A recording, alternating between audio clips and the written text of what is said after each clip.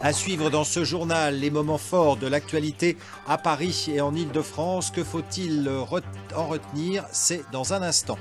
Et puis, comment lutter contre le décrochage scolaire par le sport? Un professeur de gym de Sarcelles dans le Val d'Oise motive les jeunes filles à être aussi assidues en cours que sur un terrain de rugby. Le sport pour lutter contre le décrochage scolaire, c'est le pari fait par un professeur d'éducation physique du collège Chantraine de Sarcelles qui est classé ZEP. Son projet est de faire en sorte que les filles qui l'entraînent au rugby soient aussi motivées et assidues en cours que sur le terrain, et cela semble marcher, comme nous le montre ce reportage de Tania Watine et Stéphane Lisny. Se défouler, combattre, elles adorent. Le rugby, elles l'ont dans le sang. Ces Sarcelloises, âgées de 11 à 13 ans, s'entraînent tous les mercredis dans le cadre scolaire. Leur collège est classé en ZEP, zone d'éducation prioritaire. Elles vivent en ZUS, zone urbaine sensible.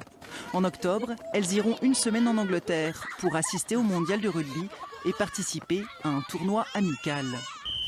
On est pressés et on est pressés, impatients d'aller voir et de jouer contre eux surtout, pour voir leur niveau aussi, pour pouvoir se comparer à eux, pouvoir arbitrer aussi en anglais. Ok, allez, on change les arbitres. Les filles ont suivi une formation pour pouvoir arbitrer pendant leur tournoi en Angleterre et faire plus que de se passer un ballon. Florian Clément, leur professeur de sport, a imaginé ce voyage d'une semaine comme un projet global. Le but, c'est de remotiver ses élèves, parfois fâchés avec le collège. Et maintenant, essai, comment on dit? Try. Ok, ben merci. Donc il n'y a pas besoin de Google, il n'y a pas besoin de Google Traduction.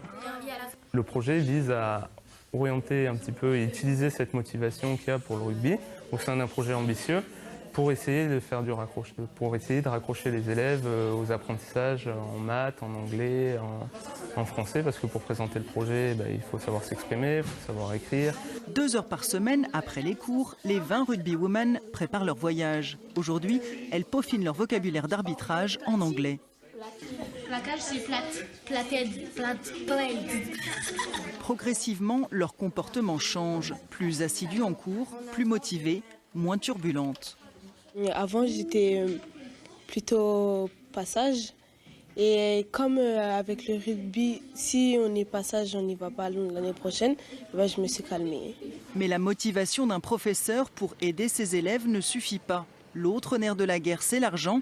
Un appel aux dons a été lancé sur Internet pour cofinancer ce voyage et transformer le rêve en réalité.